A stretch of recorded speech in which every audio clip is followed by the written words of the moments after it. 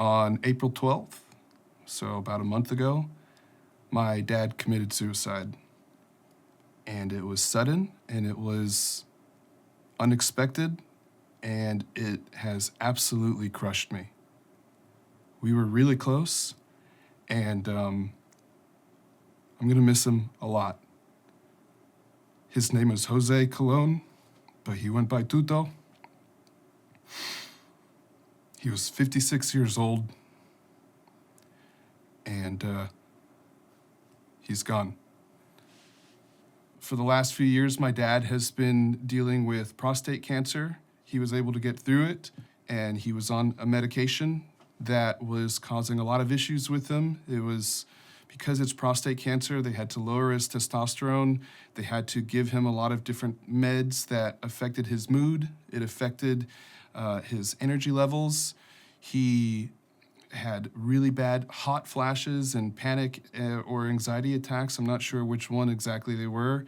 And it was really hard for him. When you're in the Army or when you work places or just in general, you learn how to identify red flags. You learn how to tell if someone is depressed. You learn how to tell if someone is suicidal. You know, there's the common things where if they are showing little interest in the future, if they're giving away their things, if they're talking about not wanting to go on, if they are just isolating themselves, if they're not participating in the things that they normally do, all of these things lead you to intervening. They give you an idea, a picture of someone who might be suicidal, and you can step in and you can say something, and you can say, hey, are you all right? Or, hey, we should talk. Or, hey, how about we go see somebody? Or, you know, are you thinking about hurting yourself?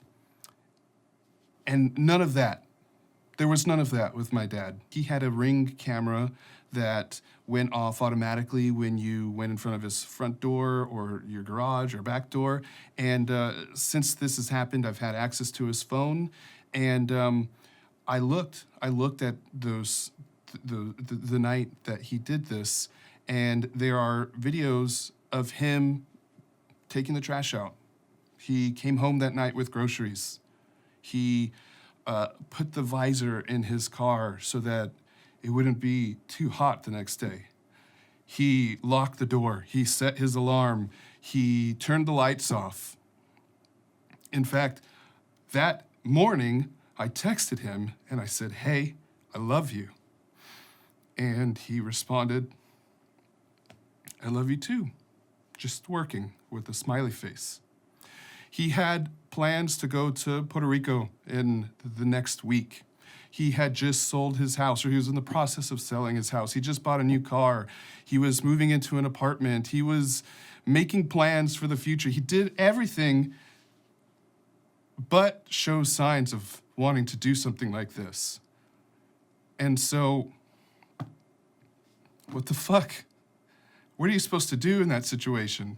How do you intervene? How do you step in? How does the script just get flipped like that? How does everything that you've learned to prevent something like this just go right out the window?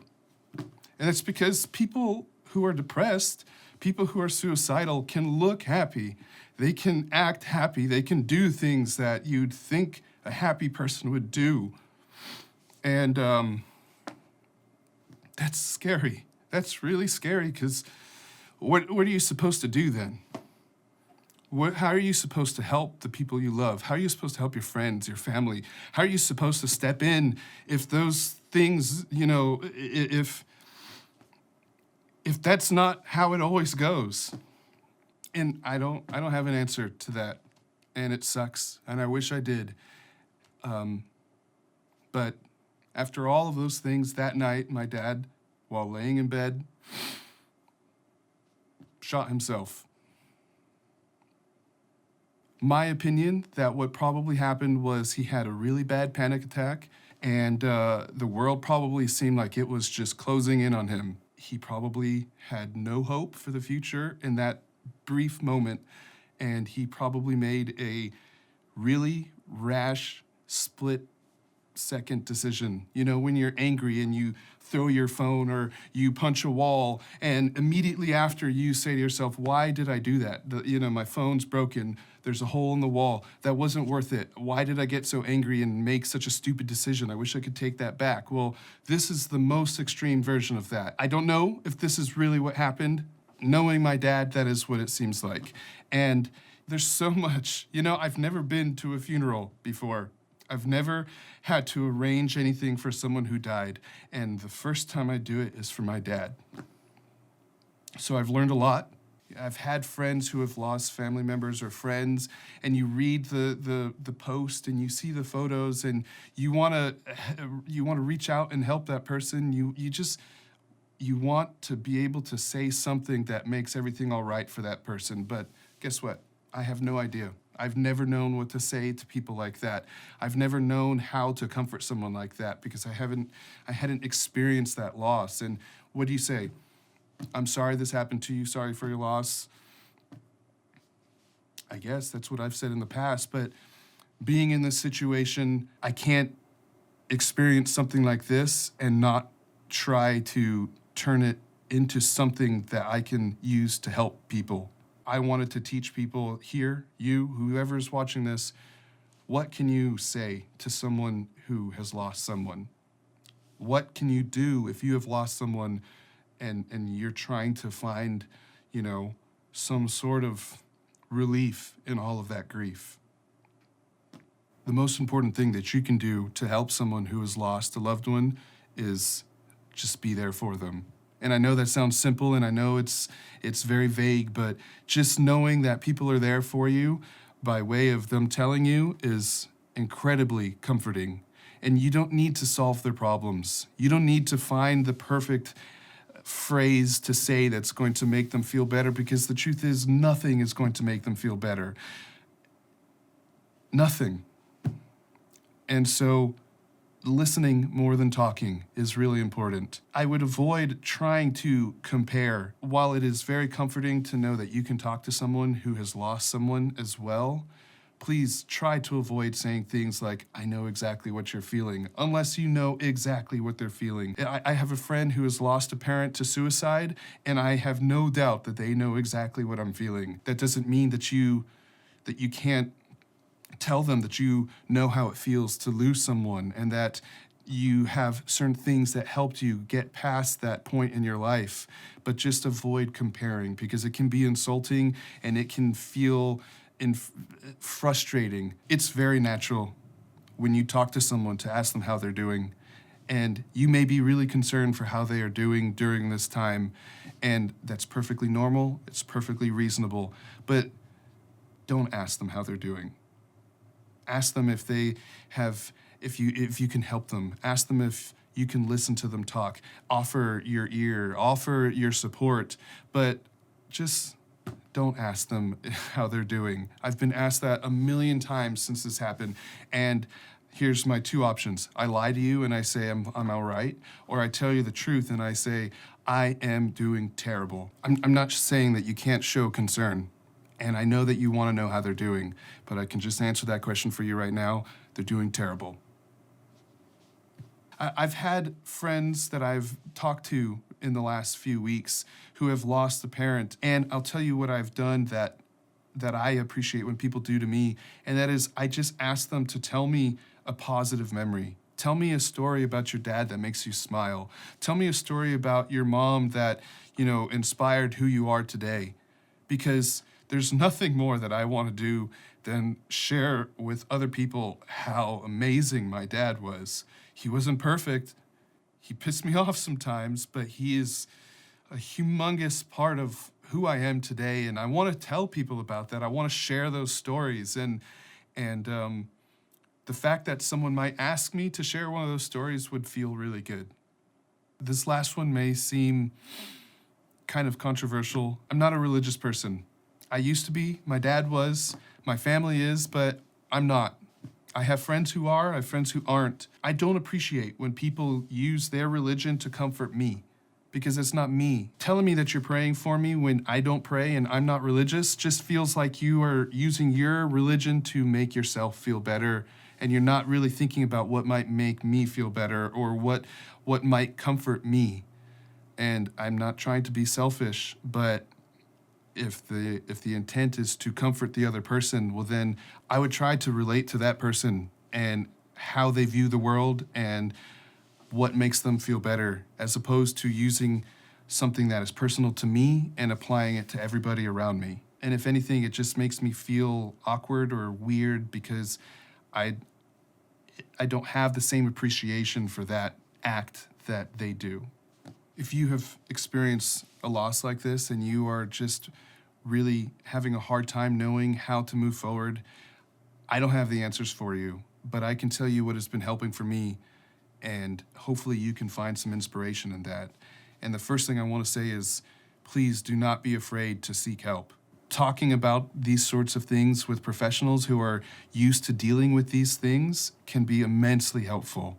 And the very first thing that I did was book an appointment with some sort of mental health professional. Maybe you don't have that available to you, but I really urge you to seek it out and see how you can make it a priority, see how you can make it happen. It helps you in ways that you may not realize if you've never experienced it, and it is something that you have absolutely no reason to be ashamed about. Another thing that I want you to avoid, because I realize how much it has helped me, is do not be afraid to talk about the person that you've lost. Don't be afraid to share memories and stories, because this is how their memories are going to live on, is through the people that knew them and the people who loved them. Write down memories that you have so that you don't forget, because there would be nothing worse than forgetting something that they said that was really impactful to you, or forgetting a beautiful memory, because we're human and our memories are not perfect. Don't feel like you need to be a certain way. There is no perfect, or there is no right way to be. There is no wrong way to be. If you need to laugh, then laugh. If you need to cry, then cry your eyes out. Don't live in a way that you feel like you're living by someone else's expectations. Someone else's expectations are not important right now. What's important is that you let yourself feel the emotions that you need to feel. I have found a few friends that have lost a parent as well, and it has been so helpful to talk to them. And the reason behind that is because I can share with them how I'm feeling, and you know what usually happens? They tell me, yes, I felt the exact same way. I dealt with the same thing, and here's how I got through it, or here's how it made me feel. And they may not have answers for you, but just knowing that you're not alone in these ways that you are thinking right now is so, so helpful. Just knowing that, I'm not the only person who's sad that my dad will never get to meet my eventual child. He never got to be a grandparent. And I know he would have been a fantastic grandpa. And knowing that I am not going to get that chance to share that with him, I talked to a friend and they said the same exact thing, that I wish my future child, or I wish my most recent child, had the opportunity to know this person. And just knowing that I wasn't the only person thinking this way was so helpful. And I promise you, if you're able to find people who are around you who can relate with you, it's going to be very therapeutic. When I had the opportunity to go through my dad's house, I was able to collect certain items that belonged to him, that reminded me of him, and I suggest that you do something similar so that you have a piece of that person that you can look at when you're missing them, or that you can look at and just remember positive memories. I came home with a bunch of things that belonged to my dad, and I went on Amazon and I bought a display box that I could put it all in. I'll just share quickly with you. I was able to bring his glasses home. He had some watches, and I've started wearing them as well, because it just makes me feel like I have a piece of him with me. Last Christmas, I wanted to buy him a knife because it was a hobby that I was getting into, and so I bought him this knife. It's a Benchmade Osborne, and he absolutely loved it. He was showing it to his friends and his family members, hey, look what my son got me. He would video chat me, and he would pull out the knife and video chat and be like, I haven't had to use it yet, but I've got it, I'm ready. And then I would pull out my knife in the video chat, and we weren't really even saying words. We were just making noises. And he used to send me videos of him trying to open it with his thumb, and he was having a hard time because he said it was too small, and I used to give him shit for it because I said, it's not too small, you just need to get better at it. And so he would send me videos of him practicing. And, when I found this in his house, I immediately grabbed it and I tried, and it is too small. I can't do it very well.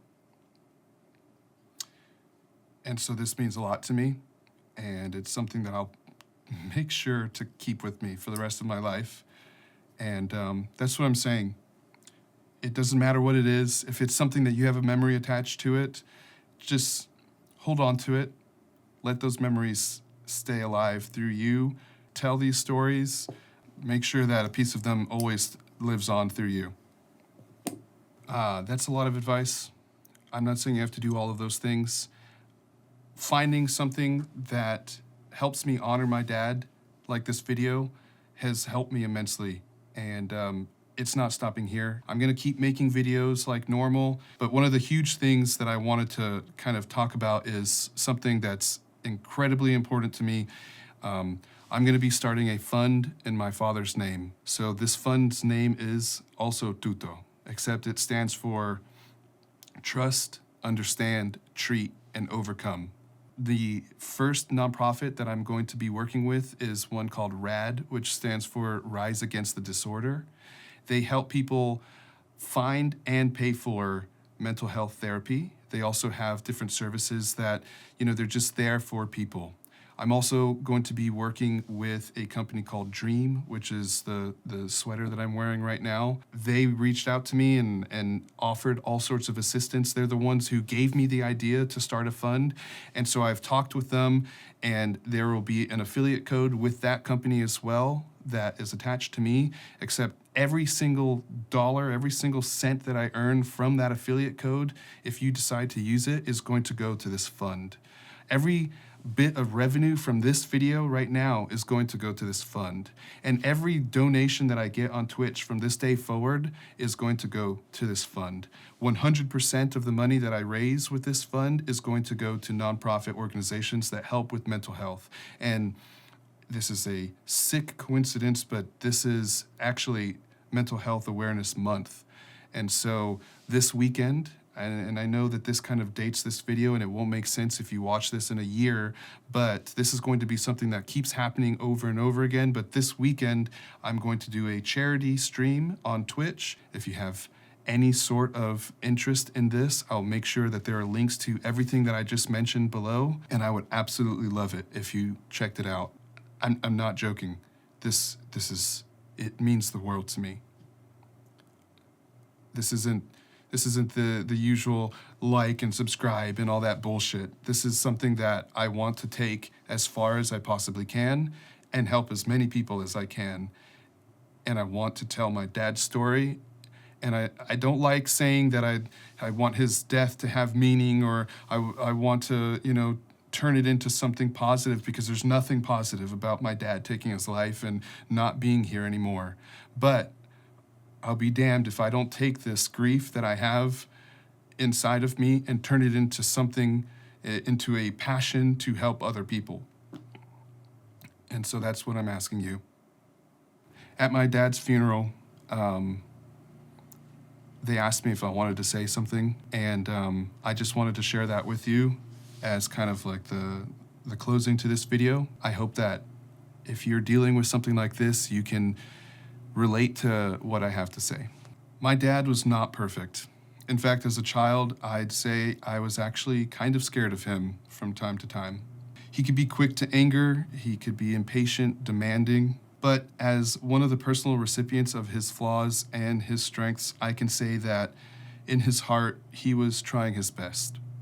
I can say that I can relate to his mistakes because I make them too, and I'm not raising 2 kids in my early 20s. I can also say that he carried the weight of those mistakes as my brother and I got older and became men.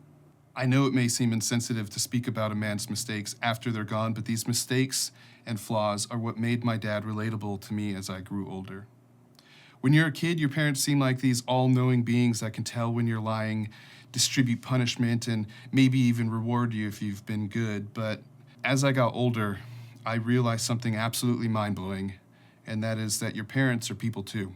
One Father's Day, I wanted to share this sentiment on my social media accounts, and this is what I wrote. Well, happy Father's Day. You know, sometimes I think about how young you were when I was born and growing up. I compare it to my age and if I had to do what you were doing. Gives me an entirely new perspective on how tough a job being a dad is. Although the road may have been bumpy, I'm the man I am today because I had you as my dad. It's a thankless job, but today I want to say thank you for making sure I didn't grow up to be a crappy person, and I love you.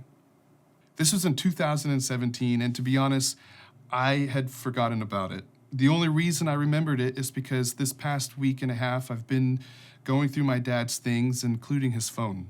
And he had this saved in his notes, along with a list of bands that I might have mentioned that I liked at some point.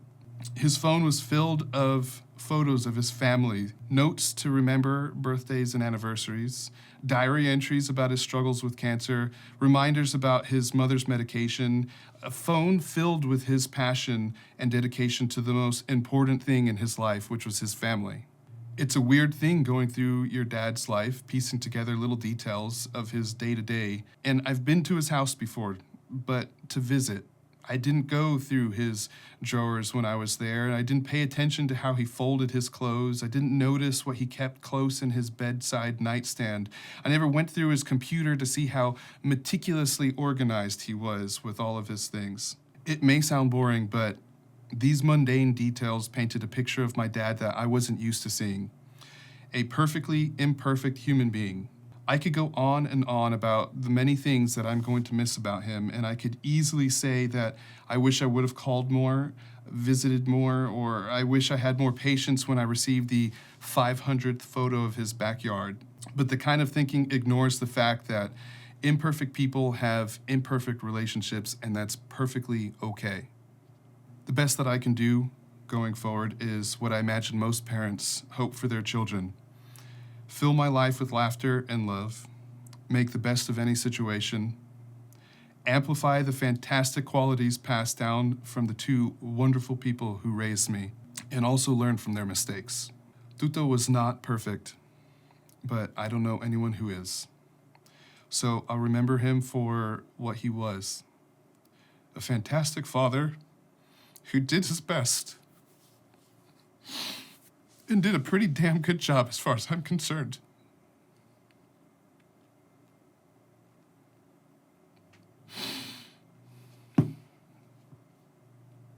All right, thanks for watching. Tu eres una nena de papá. La niñe, tu eres una niñe. La niñe. Por fin alguien que me quiere. La niñe. Mira, le gusta hacer eso.